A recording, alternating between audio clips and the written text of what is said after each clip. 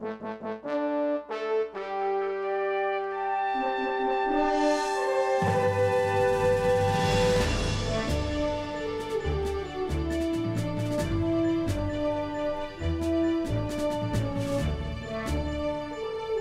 to Our Issues Birmingham, and happy Sunday, everyone. Today's guest is Ed Yeilding, I should say Lieutenant Colonel Ed Yeilding, United States Air Force. And Ed has a special place in my heart and in my mind because of what he accomplished. And what we're going to talk about today is what he did in fact accomplish and some history surrounding that. Welcome to our show, Ed. Thank you, Tommy. How you doing? Doing real fine. Thank you. It's really a pleasure to be here. You live in Florence, Alabama. Right. Did you drive 2,200 miles per hour to get here? I wish I could have. So tell us a little bit about yourself and how you ended up in the military. Okay. And ultimately being able to fly this little baby. Well, I was raised in Florence, Alabama, and when I was 15 years old, President Johnson announced the existence of the Blackbird in 1964. I was 15 years old, and I thought, man, I'd like to fly that plane someday. Were you flying planes then, or were you interested in aviation? I was just interested in aviation, and I set that as one of my goals, is to fly. And so 19 years later, I got to have my first flight in the Blackbird. So it was a dream come true. So in that time frame, we were involved, we were coming out of, I guess, no, we weren't. We were dead in the middle of the Vietnam War pretty heavily. Right. And trying to get out of it, right. but couldn't. But there was a Cold War going on. Right. Isn't that correct? That's right, Cold War. And how would you describe that for the viewers? It's always used as an expression, but how would you describe it? Well, it was a tense time primarily between us and the Soviet Union. And so we were just concerned that there might be a war someday between the two countries, and so we just wanted to be strong militarily in case we did have a war, we would come out on top.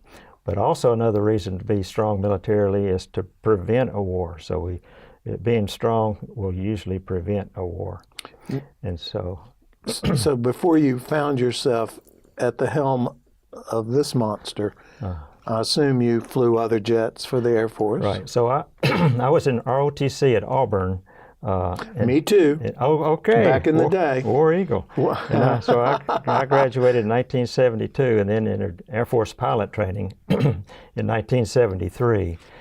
And then I flew the RF-4 Phantom after pilot training, which they used to have RF-4s in the Guard here at Birmingham.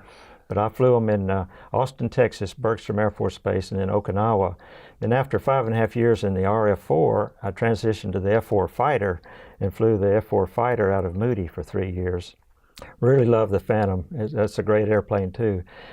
But then I had enough experience that I felt I might be selected for the Blackbird, so I put in an application for the Blackbird and was extremely fortunate to be chosen for a week-long interview process and eventually hired to fly the Blackbird. Did you ever fly in combat missions? I never flew a combat. So Vietnam was winding down in the early 70s. I was trained to go to Vietnam in case they needed me, but Vietnam was winding down and they didn't need me to fly in Vietnam. I did serve with a number of pilots who had served in Vietnam, and I even had a couple of squadron commanders who had been POWs over there. So I really appreciated their service and sacrifice over there. Absolutely. It was a tough war.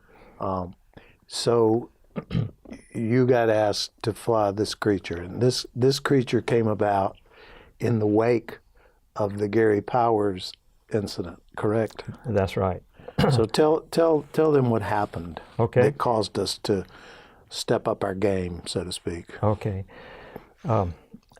Airplane designer Kelly Johnson, who's one of my heroes, designed a number of great airplanes, but he also designed the U-2 spy plane, and it flew missions over the Soviet Union, keeping a watch on some of their primary facilities. And it was shot down over Russia in May of 1960. Francis Gary Powers was the pilot, and he was held captive by the Soviets for a couple of years. We finally got him back. So it was shot down, but he was able to survive. He survived. He survived. He was able to parachute out and survived. As a matter of fact, there was a great movie made about that incident. It came out just 3 or 4 years ago, Bridge of Spies. Yeah. And I recommend it. It's a really good movie. It is. Steven Spielberg movie, and I enjoyed it more than I thought I would. Mm-hmm. But we were able to get him back through a prisoner swap. In the meantime, Kelly Johnson decided he would build an airplane that was too high and too fast to be shot down. His crowning achievement was the SR-71 Blackbird. Which is this plane right here. Right. Can I tell them a little bit about the... You can. Okay. This airplane is 55 years old now, and it still looks futuristic to me. Kelly Johnson's first Blackbird versions were a single-seat Blackbird called the A-12, and it's the A-12 which is on display at the Southern Museum of Flight. And by the way, the Southern Museum of Flight is really an excellent air museum, and I recommend everybody see it. We should do a show on that place. Very, very interesting. They do a great job with their exhibits. Mm-hmm. But one of the airplanes they have on display is the A-12 Blackbird, and it's a single-seat Blackbird which was flown by the CIA for several years. It looks very stealthy. It is, and it looks just exactly like this airplane, except this airplane, the SR-71, has a window for the back seat. The guy in the back seat was called a reconnaissance systems officer, and we called him an RSO for short. He was basically a navigator and also ran the camera systems, and he had a number of other duties in the back. But that A-12 Blackbird was the CIA, and it was single seat. And then this airplane first flew in December 22nd, 1964. All right, hold that thought for a minute. I'm going to take a break. Okay. And we're going to come right back and pick up where we left off. This is Our Issues Birmingham. I'm Tommy Spina, speaking with Ed Yeilding, who flew this plane across country. We'll talk about that in a minute. Don't go away. We'll be right back.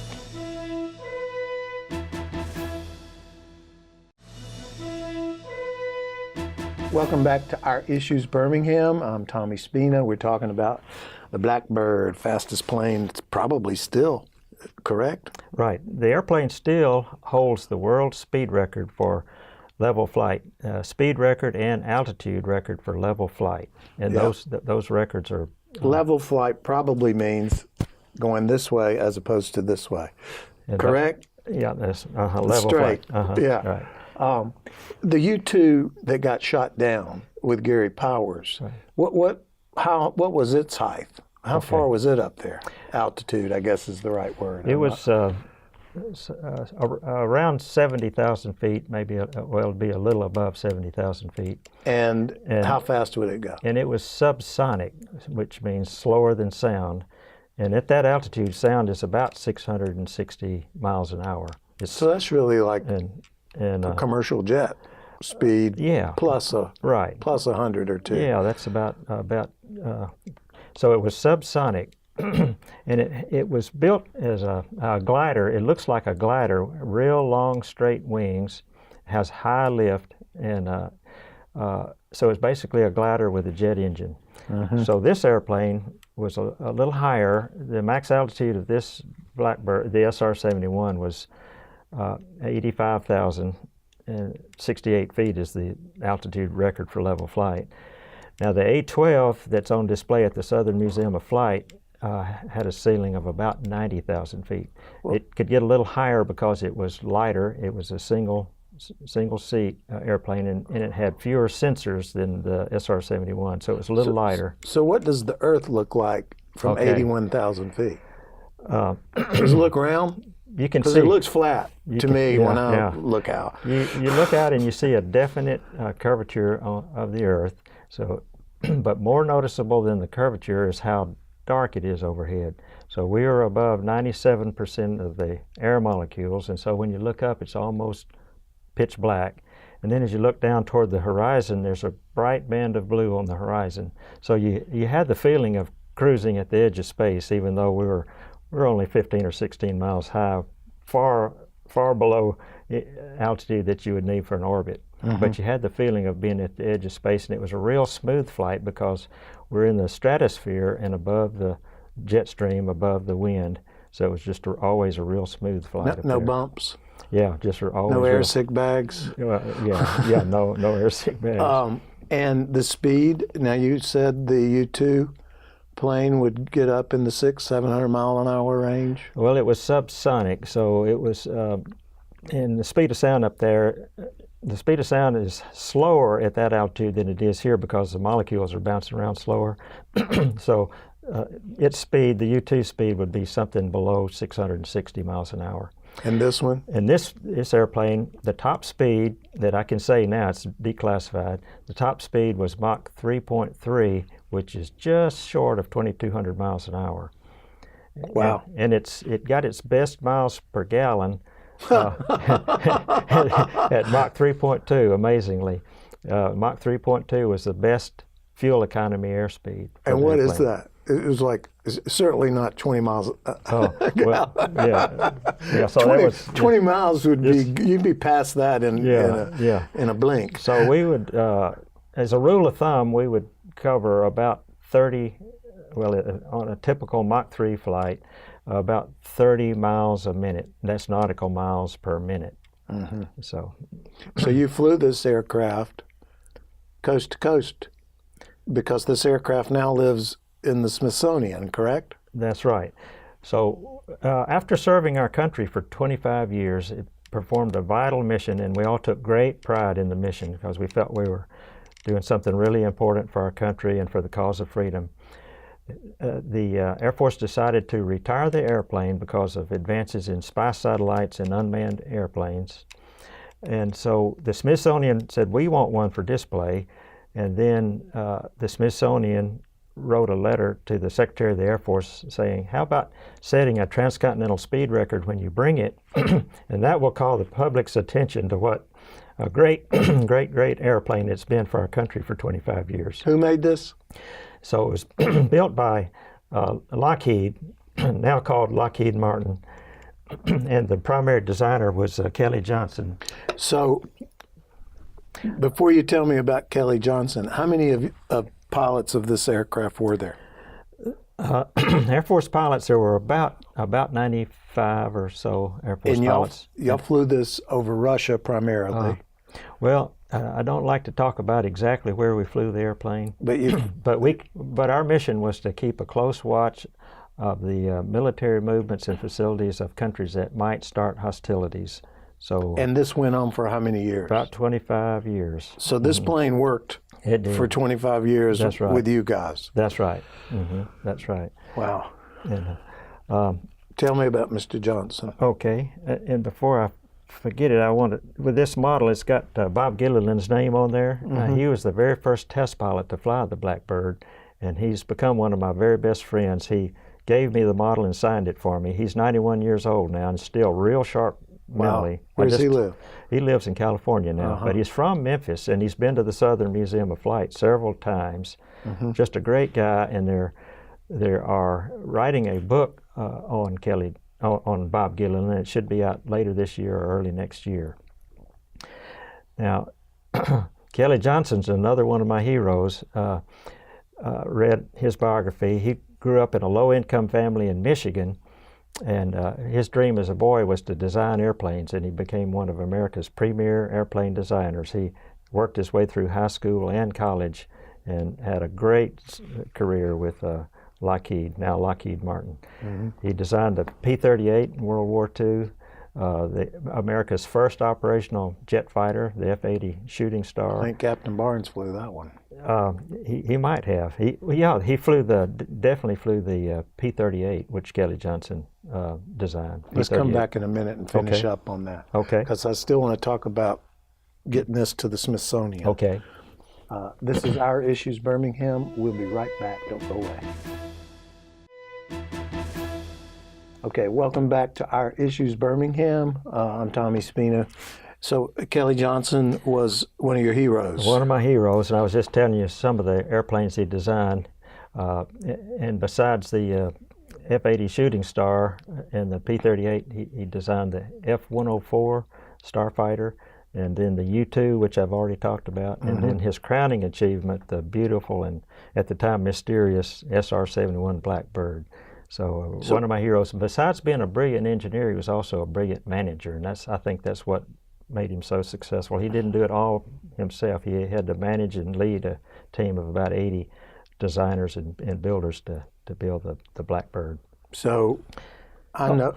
Go ahead. One of his primary challenges in designing the airplane was heat on the airplane.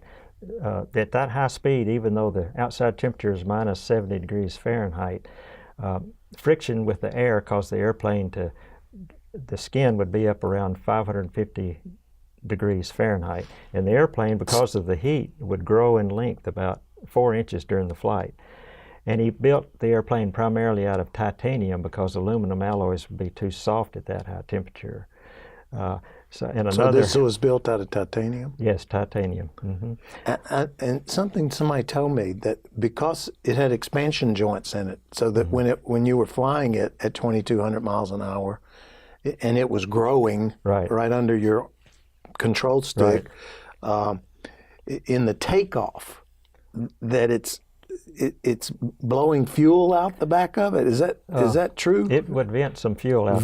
Some fuel. Yeah, but why wouldn't it explode? Well, Kelly designed it that way. Yeah. And it had and they came up with a special fuel called JP7. It had a real high flash point so that it would not start burning in the fuel tanks because of that heat.